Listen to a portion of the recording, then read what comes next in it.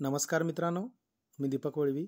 मित्रांनो, आजच्या या व्हिडिओमध्ये आपण पाहणार आहोत शिक्षण सप्ताह याचा हा तिसरा दिवस. तिसऱ्या दिवसामध्ये उपक्रमाचे नाव आहे क्रीडा दिवस. याचा अहवाल लेखन कसे करावे याबद्दल आपण या व्हिडिओमध्ये अधिक माहिती घेणार आहोत. या ठिकाणी तुम्ही स्क्रीनवर पाहू शकतात. या ठिकाणी मी अहवाल लेखन केलेले आहे. आज आमच्या शाळेत सकाळपासून विद्यार्थ्यांमध्ये क्रीडा दिवसाबद्दल मोठा उत्साह होता. नवीन राष्ट्रीय धोरणामध्ये स्वदेशी खेळांना महत्त्व देण्यात आलेले आहे. आज क्रीडा दिनानिमित्त उपक्रम आपल्या शाळेमध्ये राबवायचे आहे. शिक्षण सप्ताहाच्या तिसऱ्या दिवशी क्रीडा शपथ घेतली. त्यामध्ये स्वदेशी खेळांना प्राधान्य द्यावे असे म्हटले आहे.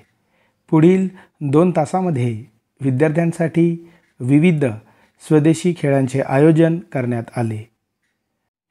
यात इयत्ता 1ली ते 5वीसाठी सापशिडी, पत्ते, शर्यत, गोट्या, सागरगोटे, भोवरा, टिपरी, लगोरी, लंगडी, फुगडी, आंधळी कोशिंबीर, लिंबू चमचा, दोरीवरच्या उड्या, सुईदोरा, विट्टीदांडू, चाक फिरवणे अशा प्रकारचे अनेक खेळ घेण्यात आले व यात सर्व मुलांना खूप आनंद झाला.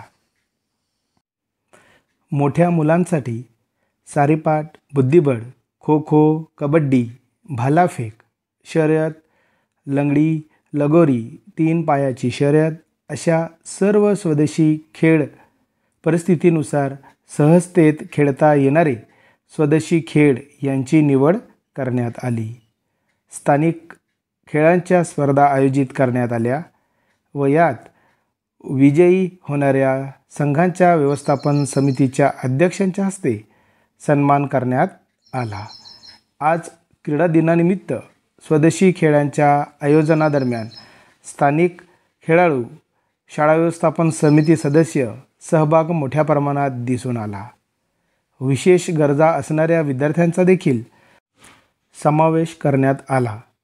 बाहेरील शिक्षणाचा अनुभव यावा, विद्यार्थ्यांमध्ये निपक्षता, संघकार्य आणि एकता ही मूल्य रुजवता यावी याकरिता आजचा तिसरा दिवस क्रीडा दिवस म्हणून साजरा करण्यात आला.